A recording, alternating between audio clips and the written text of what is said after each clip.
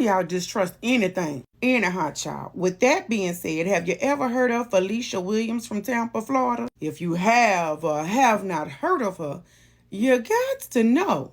We about to talk about it. Before we get going, trigger warning. This story got some very disturbing details. Now pay attention and stay with me. One day, this young lady by the name of Ebony Wiley was walking home, right? And a dude in a silver Lexus named Granville pulls up and asks her how old she was. She told him that she was 20 years old. They exchanged numbers, and later on that night, they met up, hunched around, and did some paraphernalia. You know what I'm talking about. Anyhow, child, back to the story. Now, Ebony had a neighbor that had a 9-year-old daughter named Felicia Williams that she was real close to. And Felicia, the 9-year-old, was well known for being very talkative, real kind, and helping the old people in the neighborhood. Ebony and Felicia was so close that Felicia's mama would go on to say that Ebony would be Felicia's godmama, right? And Ebony described their relationship almost like a mother-daughter relationship, so they was close. Now, bitch, one day, Ebony was at work and Felicia popped up at her motherfucking job, but it was during school hours and that really bothered her. But this wasn't the first time Felicia was supposed to be at school but was popping up at Ebony's job. So she got frustrated and she ended up calling Granville to vent a little bit. She told Granville that she was going to call CPS or whatever. But Granville told her, no, don't call CPS and get them involved. Let's do something different and go take her to McDonald's or something and just sit her down and talk to her. Ebony agreed that this might be a good idea. So they planned the day out or whatever. And Granville is in his silver Lexus going to pick up Ebony and Felicia. Well, it's not his silver Lexus, bitch. It's his girlfriend's silver Lexus who don't know a motherfucking thing about Ebony or Felicia. And of course, if she don't know nothing about Ebony or Felicia, she don't know nothing about them being in her motherfucking car. But pay attention and stay with me now. Nevertheless, so Granville picks up Ebony and Felicia, but Felicia noticed, like, you drove past McDonald's.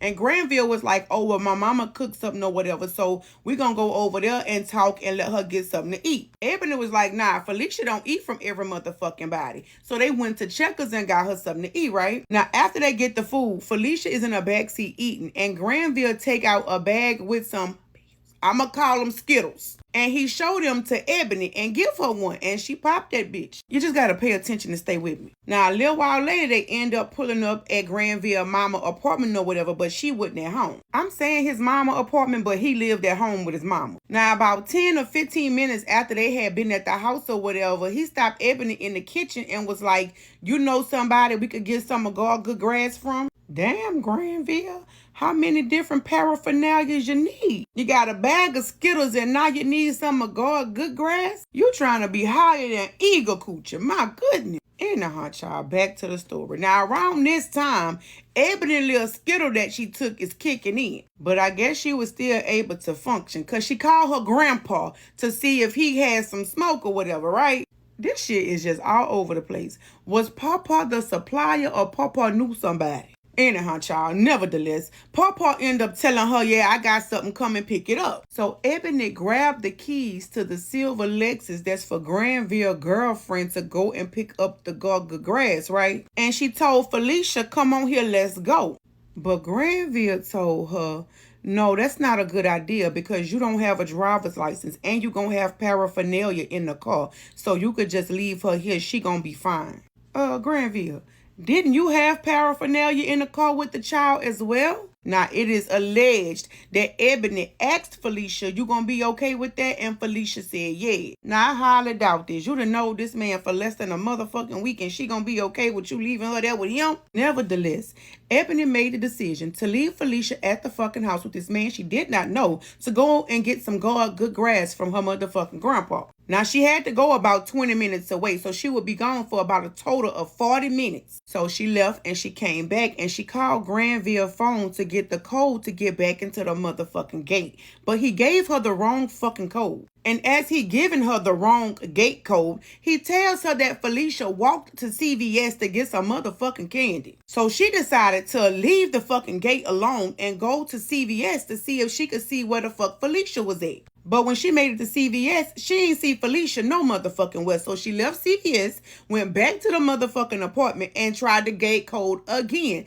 It didn't work. So she called Granville, and now this no good, down bad, dirty, sick ass motherfucker ain't answering the motherfucking phone. But then somebody behind her came in, put his code in, and she went on ahead and she went in the motherfucking apartment complex. Now when she made it to where the fuck the apartment was at, Granville was standing outside with no shirt on, breathing heavy and fucking sweating. Now Ebony said her motherfucking nerves was bad because she went to CVS and she ain't see Felicia. So Ebony told Granville, I need to go and pray. Do you have a closet I could pray in? He told her, go to my mama closet and pray. Don't go to my room because I got too much shit throwed up in there. She went in the mama closet. She prayed for 2 or 3 minutes. But bitch, tell me the fuck why she came out the fucking closet and hunched on Granville in the fucking living room, bitch. Excuse me, why y'all hunching? Did y'all forget that the 9-year-old is missing? Now, after they got finished hunching, Ebony gathered her shit up and he took her on back home. Felicia still missing. And remember, they stay about 20 minutes away from the area, so Felicia probably don't know nobody in this area. And during the drive home, Granville tells Ebony, don't tell nobody that you left her by herself with me. The story gonna be that my mama was at the house with us. And he told her that was to make it look like you not a bad person. And then he flipped around and said, don't tell nobody you had ever even left. Just say, we left Felicia in there with my mama and me and you was in the shower. Not only did he tell Ebony this, but he told his motherfucking mama the same story. Now she will go home and then they will call the police and it was a missing person report, right? But they end up listing Felicia as a fucking runaway child. Now a lot of people in the motherfucking neighborhood really didn't think she was missing, but a lot of other people knew she would jump on her motherfucking bike and just be riding around. As more time go on, though, they starting to upgrade this, and this might not be no motherfucking runaway, and she may actually be fucking missing. And then people start searching for Felicia, even Granville. Now, family members saying maybe she just got on her bike and she wandered off too far. Maybe she got lost. And then a few hours later, her mama would get a knock on the motherfucking door. And it was the motherfucking police telling her that they had found Felicia. It was said that 3 people had been walking on a beach and Felicia's body with no clothes on was there smashing up against some fucking rocks. And bitch, what you believe?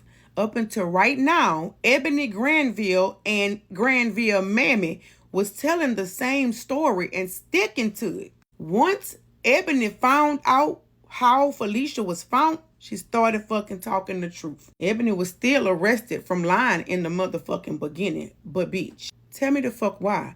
The autopsy report revealed that Felicia had injuries before and after her being deceased. Graphic detail. This child had been violated, strangled, and beaten. And of course, we all know that Granville did this shit. And it's also believed that Ebony was still in the motherfucking house when Felicia got back, and he had stuffed her body in a suitcase and put it in his bedroom closet. And that's why when Ebony asked to go pray, he said, you gotta go to my mama closet. Oh, and Granville girlfriend, he went and took her to go get a motherfucking loan. And he just dropped her off and never went back to go and pick her the fuck up. Left her fucking stranded at the fucking loan company. Oh, and bitch, why the fuck Granville phone made a 911 call that only lasted for about 1 or 2 seconds. So it is believed that Felicia was really trying to fight him off and get herself some fucking help. Now, as I stated before, Ebony's stupid simple ass was arrested, bitch. But she only served 75 days in jail. Granville, no good, down bad, nasty, disgusting ass was sentenced to D-rope. If you watched the video all the way to the end, put some pink hearts in the comment section. In my mind, I never understand why somebody like Ebony could ever be so motherfucking stupid. What would make you think it's so fucking K to leave that little girl with a motherfucking man you don't even motherfucking know? Anyhow, y'all, what the fuck y'all think about this shit?